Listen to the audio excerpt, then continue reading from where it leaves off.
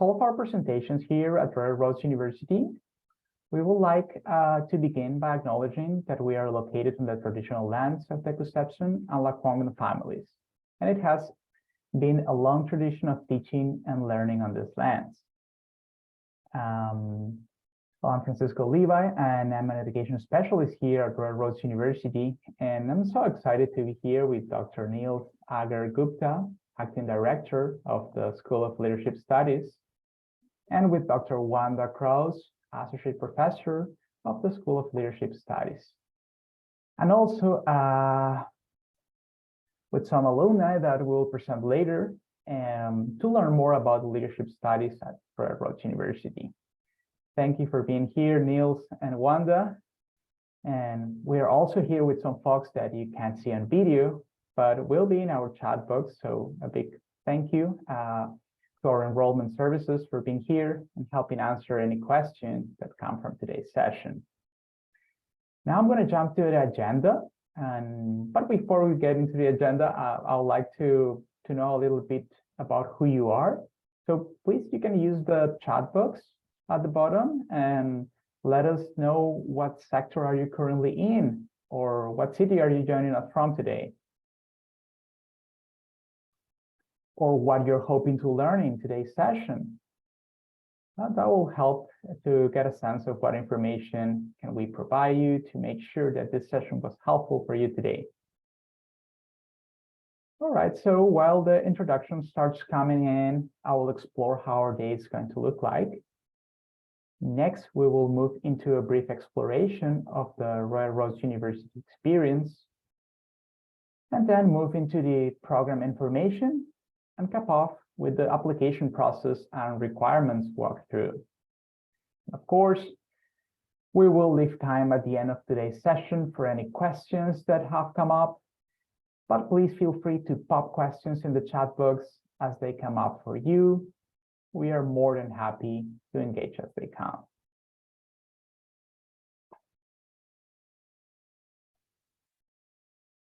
Sorry, I'm just admitting some folks here. And all right, so what do we value at RRU University? We see life as a qualification. Our doors were open with the purpose of doing things differently, and they remain open. Our real world classroom and our learning is based on your experience, actually, because our students are the ones that bring real challenges from the workplace into the classroom. So you will find here professors that are supportive and encourage communication, and equally important, you will build connections for life.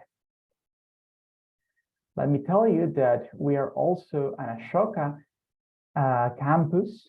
Change-making extends through our culture of mentorship and collaboration to create opportunities for students not only to learn, but to contribute with leadership, purpose, and impact.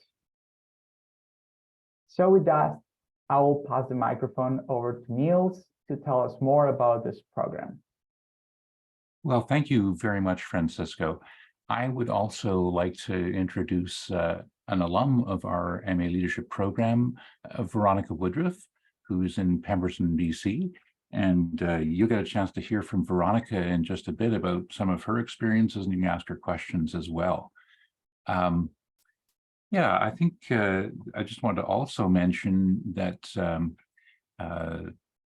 we are, we take the connection that we have with our indigenous populations of the Lakwangban and Kusapsan families actually quite seriously, and the relationships that students have with the indigenous parts of Canada and how that plays out in leadership is an important piece, as well as all of the intersectionalities that are involved. So that's sort of one of the starting points, I would say, for our all of our programs. I wanted just to say a bit about our school principals. We really are focused on sort of four principles here. The first is that we really see leadership as being about engagement. And that's really about empowering and encouraging all perspectives and participation in organizations and communities.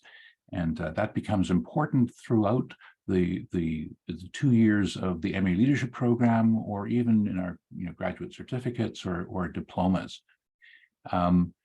I would have to say that we developed these principles sometime around 2013, 2014, and we found that they've actually been fairly consistent. So we keep coming back to them. The second one here, learning is transformation. If I've genuinely learned something, then I am different. I have been changed, and that becomes an important aspect to how we structure our activities and how we see the relationship between faculty and students, and between students and other students. As Francisco said earlier, your cohort colleagues, when you participate in our programs, become pretty much your teachers as well, and you are other people's teachers and learning partners. So this is something that really winds up connecting people. Scholarship needs to be engaged. It can't just be something that's going on in your own head. So even when we, through the pandemic, for example, wound up developing a first-person action-oriented project as a capstone, we put in a feedback partner requirement that students need to connect their ideas and hear from at least one other person about what that might look like. So, and the last one is a really important element that we see, which is the idea that maintaining an orientation to possibility and moving beyond judgments and working out of curiosity is really a very important aspect to that. So let's talk just a bit about all of the programs that we have going on here. The original program in the school was a founding program at the university in 1996, and that's our Masters of Arts in Leadership program. It has developed several specializations over the years, which include the Masters of Arts in Leadership with Health specialization. That started in about 2002. And then just in the last year and a half, we've developed an executive leadership specialization as well. And then on top of that, we have a Masters of Arts in Global Leadership. And these specializations and programs have graduate certificates attached to them. And the Global Leadership also has a graduate diploma. So there is a range of programs that we actually offer here. So yeah, I can read the slide, but I'm thinking, you know, what might be really useful here would be to hear from our alum, Veronica, and Wanda, who's the program head in the Global Leadership. I think you have an alum here as well. So maybe we could just hear from, you could introduce your alum, and we can hear from Veronica and the MAGL alum. Over to you, Veronica. So why did you decide to study leadership? You know, I was working as a biologist for many years and worked in local government and nonprofit and consulting. And I was looking at the environmental programs and was considering all these different opportunities. And then looking at the leadership program, I thought this was just a really great umbrella where I could focus on the sectors of interest to me, and I didn't have to necessarily choose one silo to work in. And I'm really delighted that I did, because in this way, I've been able to work with in a multidisciplinary manner, both through my thesis and now into the work I'm doing. So it's been great.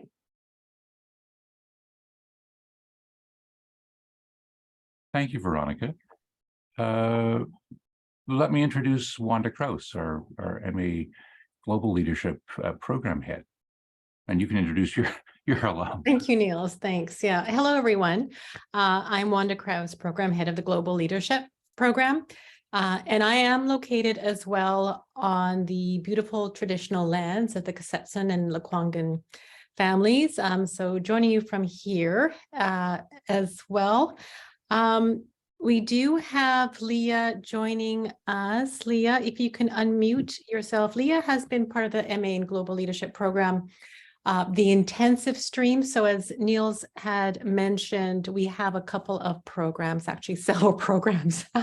The on-campus program, the blended program, where students come to Royal Roads for 2 residencies, each being 2 weeks. The diploma, as Niels had mentioned, and both on campus and blended as well, and certificate. So just with that very brief overview, I'd like to invite Leah to unmute and join. And if you can introduce yourself and talk a little bit around what attracted you to this program, Leah. Perhaps what, anything you'd like to say, what you thought were the key aha learning points of the program and what you're doing with your MA in Global Leadership. Thank you very much, Wanda, and hello, everyone. My name is Leah. I'm excited to be in this platform today to just share my experience from the Global Leadership Program. For me, when I was looking for the master's to do, I really wanted to be in the leadership. I have a background in project management and a master's, but I also wanted to get a master's that blends with what I was doing. My master's in project management is not really specific to a particular industry, though my profession is in the real estate. When I looked at the various programs that were being offered at Royal Roads University, the Masters of Global Leadership really set well with my vision and my goal, because what I was looking at is something that does not restrict me to any particular industry, but that allows me to have my skills spreading across the different arenas that we have. And that's how I landed at the Masters of Global Leadership. And I'm very glad that I took it, because currently I'm working in the construction industry within Canada, which is very different from back home. And this program has allowed me to be able to blend in and be able to, fit in this market as it were today. So I'm glad I took it. Thank you, Leah. Thank you very much, Wanda and Leah. And we'll hear a bit more about the different programs at in the global leadership area in just a bit. So let me just move on here a little bit, so you can see some of the things that on this slide that we're really helping students with around looking at how these competencies that we work with leadership are in fact really interrelated, and you'll hear more about our competencies in just a minute here. So the leadership programs really are the primary beginning point for these was in fact a 2-year Masters of Arts program, 36 credits, and the MA leadership tends to be blended with 2 in-person residencies. And as of this winter, we have an entirely online MA leadership, which will have virtual online intensives. Now, we actually had to take everything online for the pandemic. And we discovered that, in fact, this was really very exciting and allowed us to reach a different set of potential students who were not as easily able to travel to Victoria. And we've decided that we'd like to at least try this as a pilot for a cohort or perhaps more to see how that actually works. So there will be, in fact, the winter of 23-24 will actually have the entirely online cohort. Now, there typically are 2 completion options. And of course, it depends on if you're in the MA leadership side or the global leadership side. But all the programs have a capstone, which includes an engaged leadership project, which is creating some kind of positive change in the world. And then for the MA leadership, there is also a thesis as part of that. So there's three versions of the MA leadership, what we call the multi-sectoral, then there's the health specialization and the executive leadership specialization. And MA Global Leadership actually has, as Wanda's already explained, several different versions, the 13-month intensive, the blended, and then we're currently actually working on a whole hybrid model here too, which I'm sure Wanda will talk about. And what we're also seeing some great success is the graduate certificate, which actually has been a way for students who aren't sure about coming back as an adult to a master's graduate program, lets people get their feet wet and sort of find out. And in fact, between half and 2/3 of our graduate certificate students find that they absolutely love this. They love the cohort. They love their new colleagues. And they actually then transfer over into the full master's program. Yeah, and so these tend to be like 3 months, 9 credits, which is a blended with one residency. So let's talk a bit about the program specializations really quickly. In MA Leadership, we have essentially 6 competencies. Personal mastery, very much about looking at what is it that I'm doing and working for myself. And so looking at this in terms of my own mental models, my own lenses on the world, my own abilities to organize my time and keep going straight in ways that are helpful to myself and to my team and to the organization and to the society at large. Learning creativity and innovation is really about how can you develop your learning skills. And we work with learning partners. We look at teams. We look at whole cohort. We have real world learning as part of our leadership challenges that are part of that, where we bring in real world organizations who present some of the challenges, and our students actually work through how might they be able to help that based on who they are and their own backgrounds and so on. And that then brings together this idea of strategic and collaborative leadership, because it's really about building teams, engagement with stakeholders, and how that works out not only in the academic side, but in students' own life, and how you could actually connect the work that you're doing in your own world with the learning that you're doing here. And in fact, that becomes what's really very exciting. So that's part of engaged inquiry, is your ability to connect with stakeholders. Systems change is really about looking at what is involved in a change process, whether that's an individual change process with a team, organization, or whatever else. So you can see that we look at the literature here, we look at people's experiences with this. And then lastly, because this is, these all, whether it's MA Leadership or MA Global Leadership, these are based on, these are master's level graduate programs. So there has to be some evidence-based scholarship and academic writing that's part of that. So that's part of how this works. Okay, enough of that. You can ask questions about any of these things later on. So here's roughly how the courses work and how the programs work. So this is the MA Leadership, where we have a residency 1 term with 3 courses connecting fundamentals of personal leadership and learning, communications and leadership in groups and teams, and then looking at systems and systems thinking and its applicability for leaders. And one of the first pieces that we have people do is look at this idea of adaptive leadership, the dance floor versus the balcony. Can you, in fact, have both perspectives at the same time, so that, in fact, you're able to see the whole while you're in the middle of engaging with others? And that ability to go back and forth is really important. That's some of the work of Heifetz is doing around Ron Heifetz on adaptive leadership.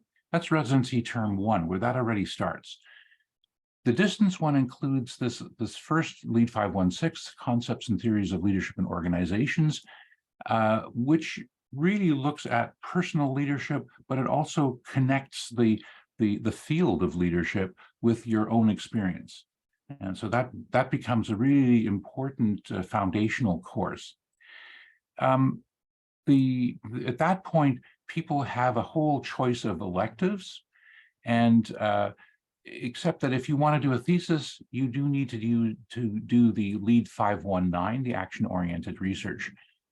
But we have a directed study that people could take about any area connected to leadership that they're interested in doing, and working with a faculty supervisor on that. There is Global 511, this idea of looking at strategic analysis, decision-making, and evaluation, and getting a bit of an overview of that topic, and that's much more of a regular class. And then we're trying to make it possible for people to take another course that might be related to that or similar of their own interest. The second year starts off with a residency again, a residency term with 3 courses bundled together, which is really about leadership for organizational change, applied methods, and looking at what is that inquiry process that we talk about to create an evidence-based leadership practice, and then looking at designing the capstone, which is a combination and culmination of all of the competencies. That's the residency 2 term. Whether you're doing this virtually or in our regular blended program coming to Royal Roads for the residencies, it's the same content.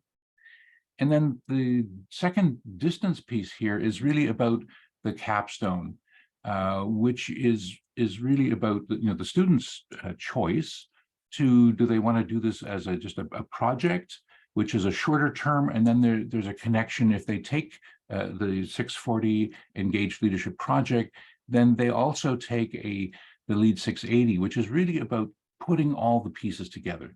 If you do this as a thesis, you have a year. If you do this as an ELP and do 640 and 680, that also takes a year. 9 months for the project, and roughly 10 weeks, 3 months for LEAD 680 as a conclusion. Okay, health specialization, and the program head for that is Cheryl Haycoop, and she sends her regrets. I'm sure if people have a specific interest in the health specialization, I think we can put her email into the chat, and people could send her questions directly for this. But this is essentially the MA Leadership Program, but with specialized readings and instructors focused on the health fields. And that could be anywhere from acute care nursing or health administrators to paramedics to, we have doctors, all of whom are, given the state of the health system these days, are really interested in how could we provide better leadership in the health industries. And that's really what the health system is, the health specialization is about. And there are a couple of electives that are specific to the health specialization. Executive leadership specialization, and program head Kathy Bishop is unable to be here today as well, but she is leading this development, and this in many ways grew out of what was called the values-based leadership certificate, and is now focused on mid to senior level leaders and organizations. And it's really about making cultural alignment and values in a coordinated way. It has a different structure. Residencies are only 5 days in length, not 2 weeks as in the MA Leadership Program. But for the online, we're actually working on modifying that as well. Okay, I want to turn this over quickly to Wanda to talk just a bit about global leadership programs. Thanks, Niels. So why global leadership? Well, I can read this. It's the capacity to explain what it is. It's the capacity to lead and support oneself, others, organizations, communities, and complex systems in ways that enhance the well-being of communities and the planet, both today and the future.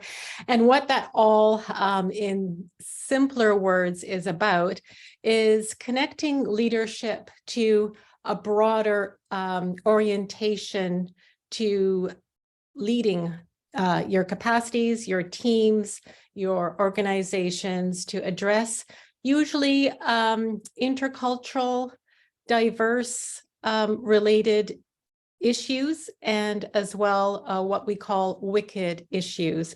So wicked issues being, if we think about the United Nations SDGs, there are 17. We can focus on gender in a global context. We can focus on peace in a global context. And the way we encourage students to go about their studies is to ground a global understanding within a particular geographical or social or political context. So you could be coming from Canada and be thinking about some of the challenges within Canada that you are concerned about, or what we often say that keeps you up at night, and connect that issue to the experience of others globally, so that whatever you come up with in your capstone work, if you choose that direction, helps others understand how they can also address that wicked issue in a different context. But we have Leah with us, and I'd like her to better speak about her journey with her internship, because there are actually 3 different options.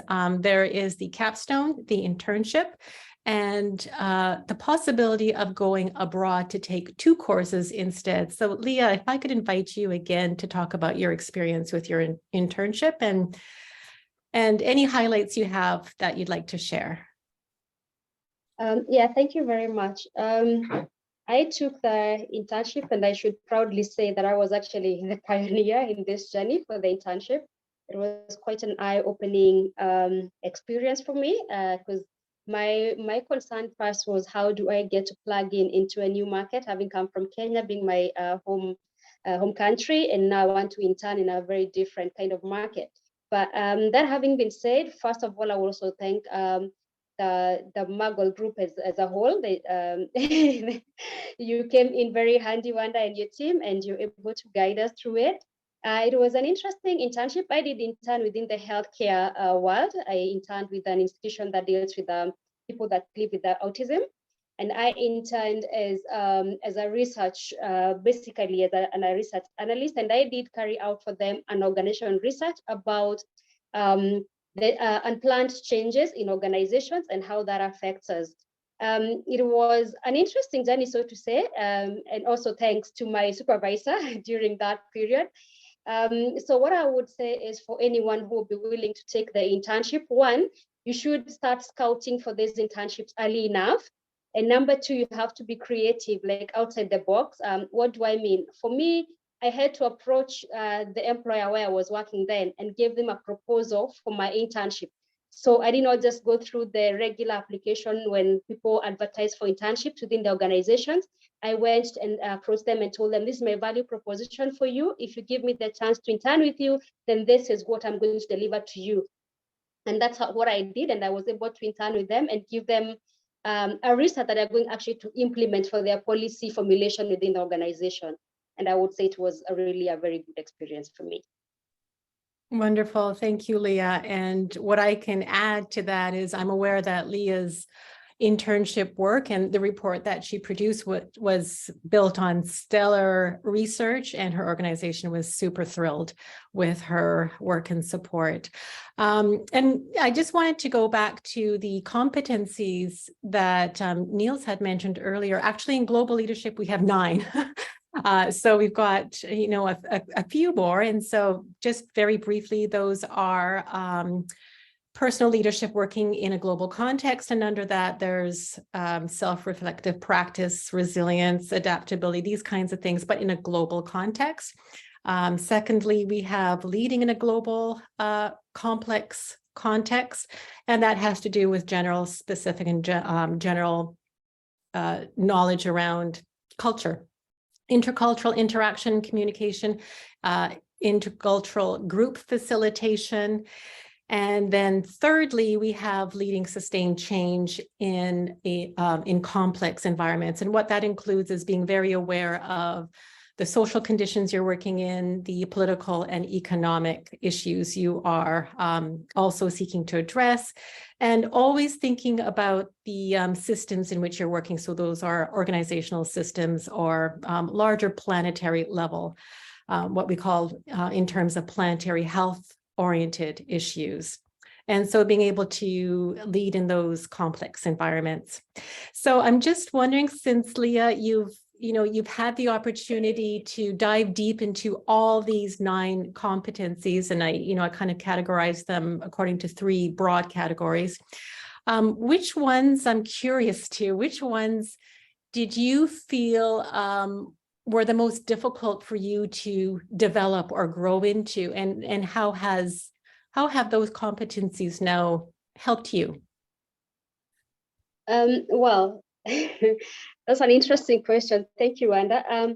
What I would say is that all the competencies in their own way were interesting to interact with, but adaptability, I don't want to say about the one that was difficult. Allow me to treat your question and say about what that really worked for me to be able to, achieve what I achieved within that 14 months of the short version of the course. Adaptability is the one that I really applied to everything, and flexibility, because it was really important, and especially for people who the international students. You get that kind of a difference from the environment that you're used to the environment that you come to. And that is in everything from the physical environment itself to the way of learning. Some of us found it a bit different from the way we are used back home to do the learning or what we've done in the past. So adaptability and flexibility is what I want to champion for here for everybody. That really, really worked for me, and it is able to enable one to cut across board. Also, thinking about like internships, when you think about flexibility and adaptability, we are used to internships maybe during the undergraduate levels. So people were like in the first place, like my classmates who were wondering, how do you do internship when you have already been in the working, you have been working, so you're already in the work environment. How do you again go and intern? So adaptability and flexibility will really come in handy for someone to be able to wear that hat and be able to sail through Wanda. Oh, I'm really happy to hear that. Thank you. And Niels, you had up the slide, and I apologize for jumping around a little bit. You had up a slide there that showed us what the course structure would look like. Thank you. And here we have you join together, whether you're in the blended program or the on-campus program, you join together in the first course, which is the Foundations of Global Leadership. And then you join again together, but with those who are in the blended online and those who are on campus, as Leah was on campus, you'd only come together really during the residency. And then at some times in a hybrid fashion, we have been bringing students together, not for all classes, but on a weekly basis. Both blended and on campus do get to share in their learning journey, which we've been very happy to be able to pioneer in this program. We were actually the first program to have a hybrid at the university, and that was just based on circumstance with COVID times. So with that experience, though, as Niels said, I talk a little bit about, we are hoping to be able to continue that. And we are doing that right now as well. So you will see that students come together in their residency in 505, and then they branch off into different courses, whether that's the on-campus or blended. In most cases, this year, for a variety of reasons that have supported and created the conditions for this, we are actually bringing students together in a hybrid fashion. And then students go into their second residency in 612. So 610 is written there, but that's a little bit incorrect. It's just 612. And that is a 6-credit course. And then you do you have a choice of the 3 options, whether that's the capstone, the internship as Leah has completed, or the two courses. Right now, I'll just share, we do have our residency for the first year. And I'll probably have to jump off with a hard stop in 2 minutes, just because this is the day that everyone is anticipating, anxious about to some degree, and really joyful to be able to celebrate and move through. And that is, students get to work on a leadership challenge for the 2 weeks that they're here. And they present in front of a very small audience. And part of that key audience are people who, and communities and organizations that are trying to solve a wicked issue. And so they present their research and findings and work in teams together today. It's a little bit of, they see it a little bit as a sort of competition, and they present beautiful, beautiful work. So Leah, if I can just bring you on one more time, if you don't mind, please, can you just tell us about this experience of the Leadership Challenge? Any, one highlight that you'd like to share? Thank you, and for me, that was really a global leadership challenge. Number one, because we were dealing with global matters. Number two, because the audience to whom we were presenting, whom I will call the clientele in this aspect, if you're looking at it on that course, was also a global one. And number three, because my team was made of a global team, everyone from a different nationality, a group of 6 of us, everybody coming from a very different background, both in terms of their experience, their profession, and the country of origin, and our cultures were different. So there was a lot of global richness being brought in that team. And as you say, it is like a competition of sorts to see who presents and how we're able to tackle issues. And what for me stood out was the richness of every member of actually the whole team, the different groups and how they were formed.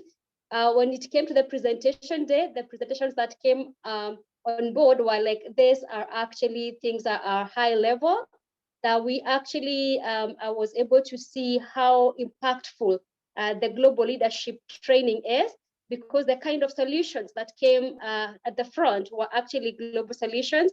And do you remember, Wanda, the committee that we presented to, and they were actually really excited, and what they implemented, what was brought on board to be able to solve the solution, to be able to solve the problem that they were actually had presented to us as a team.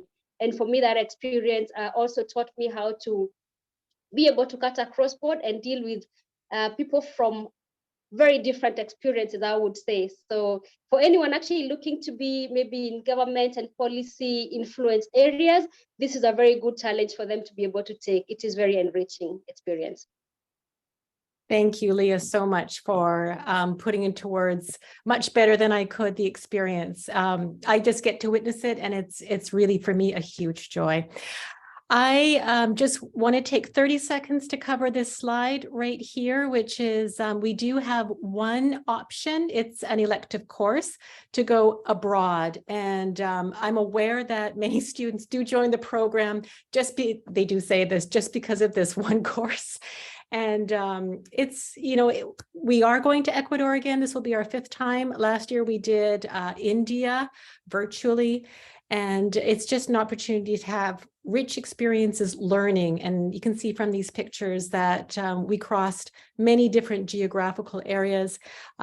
Wicked problems are there in many different forms, and students get to witness and see and engage with others to learn a lot more. So thank you for being with us. Thank you, Leah, for sharing so much of your experience and insight, and just a pleasure to hear your voice and see you again.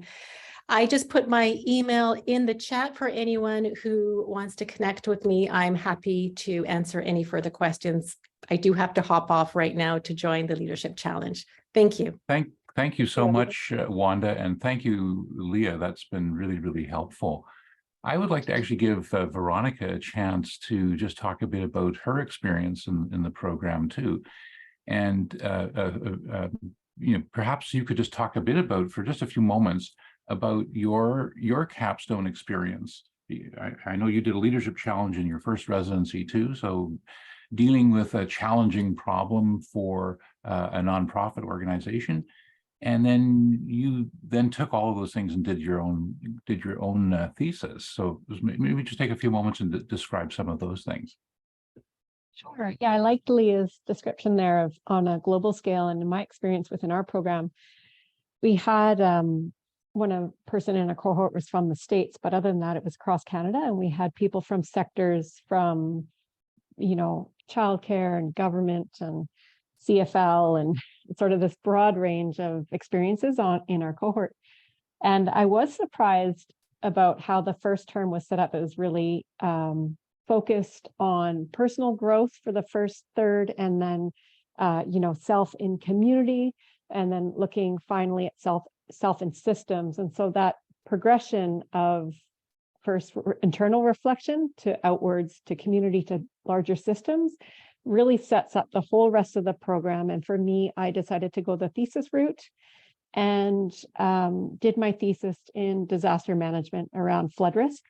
And it was really, really rewarding. And one thing I did appreciate about being at Royal Roads is I was really supported in projects that I wanted to pursue in funding. So for example, I was successful with a MyTax Research Award, as well as a scholarship that ultimately supported my program almost in full. So we really appreciated that the university was supportive in those, in pursuing that kind of both financial support, and then also in tackling a really challenging issue around some flood risk in my own community, and how to work within different governments and agencies that address that flood risk. So yeah, it's been really, really rewarding. And past the program, I have to say, I'm still getting support in this post-program in publishing or speaking and conferences. So all around, it's just been an incredible experience that set me up for success beyond the program. Thank you so much, Veronica. That great description. And I'm thinking that Veronica's here till the end of the session, so you'll have a chance to ask her further questions. Let me turn this back to Francisco just to complete the slide set, and then we can sort of just have us up. Yeah, absolutely. Thank you so much, Niels. Well, we will dive into the application overviews now. If anyone has questions, feel free to pop them in the chat box as we're moving forward here. And we'd like to start by letting you know about how to apply. And so here we have a quick snapshot of the application process. It begins with an online application, which includes a fee of $131.39. And once that's in, we then look for some supporting documents. So as you can see here, we look for official transcripts, writing sample, a personal statement, a detailed resume, as well as 2 letters of reference. If you go to our website, we have some guiding questions as to what you should look at answering in that document. For the detailed resume as well, we have some information as to how that can be structured. And for the official transcripts and the letters of reference, we have also some guidance about how those documents can be submitted to. And now looking at the admissions requirements, if we look at the admissions requirements for the Masters of Arts, the graduate diploma, and the graduate certificate in leadership, here at Royal Roads University, we have 2 admissions pathways. So the standard admissions as well as our flexible admissions. Well, let's start by the standard admissions. Requires the completion of either an undergrad 4-year or comparable degree, and at least 5 years of relevant leadership experience. And now let's look at the flexible admissions. Flexible admissions can also be conceptualized as the professional pathway. So for those learners who may not have a traditional academic background, but have been working in their field for a set period of time and have acquired that lived experience that is so relevant and appreciated in our classrooms. We normally require at least 10 years of extensive full-time work experience and 5 years of leadership experience. Do you have anything else to add here? No, the only thing I would, thank you for Francisco. The only thing I would say is that there are slightly different admission requirements for MA leadership, multi-sectoral, the health specialization, and executive leadership. And I'd be happy to answer that later if that's of particular interest. But we sometimes get asked the question, so what do you mean by leadership? And one of the reasons that we ask that people have some leadership experience is because you as a student serve as a cohort colleague to other leadership students. And we find that, in fact, this isn't just faculty to student, this is student to student. And students learn as much from each other as they do from faculty, quite frankly. And the experiences that you have as a leader become really important for other students to be able to have a sense of, so what happens in these different areas that our students come from in terms of leadership, and what are the experiences, and what are some of the things that people would like to do differently. Anyway, back to you, Francisco. All right, thank you, Niels. Now I'm gonna jump into the admissions requirements for the Masters of Arts, graduate diploma, and grad certificate in global leadership. The requirements vary slightly.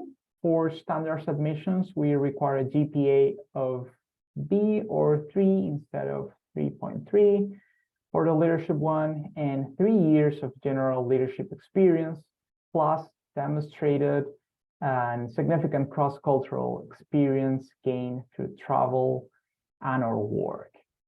And for flexible admissions, we require you 10 years of professional experience, but 3 of them in leadership experience, and also to demonstrate significant cross-cultural experience gained through travel and/or work. And besides this, I would like to remind you guys that we assess our flexible admissions on a case-by-case basis. So if you're interested in learning more about what flexible admissions could mean for you, please come with our offices, and we are more than happy to help you explore that. So Francisco, if I could just add one bit. So what this means is if you do not have a 4-year bachelor's degree, you can still qualify for the programs. What we've actually found is that, and we've done some inquiry around this, is that yes, there is an immediate sort of ramp that people need to climb up in terms of getting acquainted with what's involved in an academic program. But what we've also discovered is that by the end of the 2nd year, we cannot tell the difference between someone who came in through flexible admissions and someone who had a bachelor's degree. And that has to do with your life experience is just absolutely critical in terms of helping you form some critical thinking skills. And we can see that it works really, really well. And we're trying to help you succeed. And that's our foremost idea here in terms of how this program works. Back to you, Francisco. Thank you, Niels. And now I'm gonna provide you with more information about our intakes, our upcoming intakes. So we are just around the corner to the start of some of these programs. So the MA, the grad diploma, and the certificate in global leadership will begin on October 2nd, 2023, putting this application deadline at July 2nd, 2023. Then we have the MA, diploma, and certificate in leadership beginning on June 5th, 2023, put in its application deadline at March 5th, 2023. And MA in Leadership in Health, starting on September 18th, 2023, put in its application deadline at June 18, 2023. And two more programs, the MA in Leadership in the Executive Leadership, starting on April 17, 2023, put in its application deadline this year as well on January 17. And the last one is the Grad Certificate in Values-Based Leadership, starting on April 17 this year and put in this application deadline at January 17, 2023. We are a bit ahead of that deadline, but we are extending that for some weeks, so you don't have to worry about that. Yeah, if you're interested in the executive leadership specialization or the grad cert on values-based leadership, we are still accepting applications. That's great news. And so if you have any other questions about upcoming intakes, please connect with us. We can provide you with that information. And finally here, about financial aid. Or financial aid and awards specialists have resources available to you, both internally and externally. So if you like to learn more about loans, awards, scholarships, or types of funding, please connect with our financial aids and awards specialists. Here are the details to connect. And on this same slide, we have enrollment services, contact email, and phone numbers. They are very excited to hear from all of you.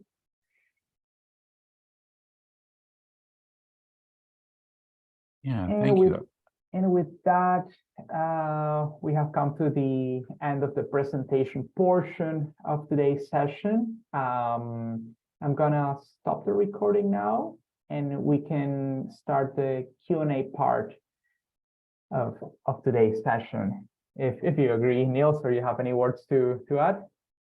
No, I just think, people may have some questions, certainly of Veronica or Leah, and we're happy to answer any questions. I'm including me in this too. So, but our alums are always more exciting than the faculty. So thank you.